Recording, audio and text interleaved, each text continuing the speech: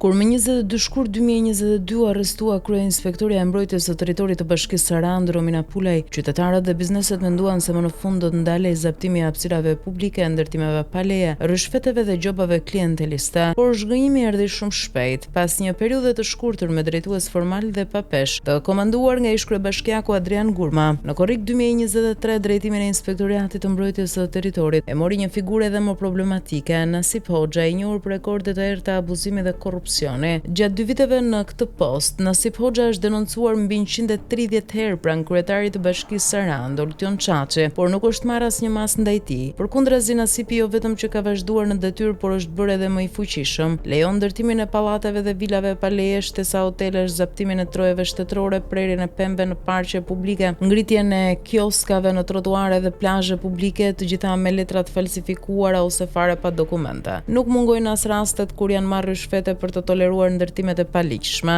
Kryebashkiaku Oltion Çaçi nuk ka ndërmarrë asnjë veprim për ta shkarkuar për arsyen e thjeshtë se Nasipi është sekseri i tij personal, për pazaret me ndërtuesit, biznesmenët, shefat lokal të institucioneve, deputetët e zonës, qeveritarë të lartë dhe të fortët e pushtetit. Në biseda me njerëz të afërt, Nasipi shpreh të hapur se urdhrat vijnë nga lart dhe se çdo zarf, çanta apo marifet ndahet sipas peshës së zinxhirit të rishfetit. Një rast konkret i abuzimit të tij është dokumentuar në shkresën zyrtare numër 3839 datë 30 maj 2025, me të cilën vetë kryebashkiaku Çaçi pranon se në rrugën Butrinti është zaptuar një sipërfaqe publike pa leje dhe se po ndërtohet një bar lulishte private. Megjithatë, në terren Nasipi u ka thënë qytetarëve se ndërtimi ka leje të rregullt nga bashkia. Nasip Hoxha rriti tarifat e rishfetit, pasi ndjeu sigurinë e paprekshmërisë që i garanton vetë kryetari Çaçi. Ndaj tij janë depozituar 60 denoncime në policinë e Sarandës dhe 13 kallëzime penale në prokurorinë e rrethit, por asnjë veprim nuk është ndërmarrë. Pse? Sepse përveç qokave që ka bërë me segmentet policisë dhe prokurorisë lokale, të gjithë e dinë se Nasipi nuk preket pa urdhër nga lart dhe lart është vetë babloku. Rikujtojmë se më 23 nëntor 2023,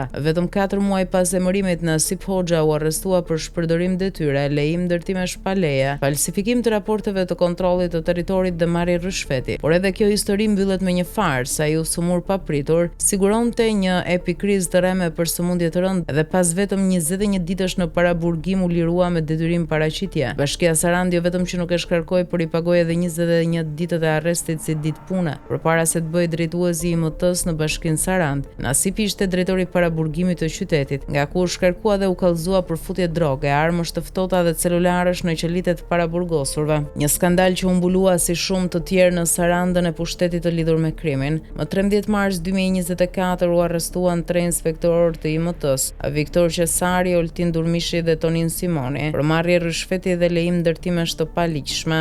Në dëshmitë e tyre pranë prokurorisë, ata deklaruan se urdhrat i merrnin nga kryeinspektori Nasip Hoxha dhe se pjesën e rishfeteve ja dorëzonin atij. Pavarësisht këtyre dëshmive, Nasipi as nuk u thirr për një deklaratë dhe vazhdoni paprekur të drejtojë inspektoriatin. Fakti që as kryeministri Edi Rama edhe pas 10 denoncimeve publike nuk ka ndërmarrë asnjë veprim për largimin e tij flet qartë. Nasip Hoxha është fytyra e pushtetit të vërtetë të bablokut në Sarandë, një përfaqësues brutal i korrupsionit dhe inkriminimit institucional që përdor funksionin për të shkatëruar territorin, për të friksuar qytetarët dhe për të forcuar zinxhirin e rishfeteve nga fundi deri në majë të piramidës së pushtetit.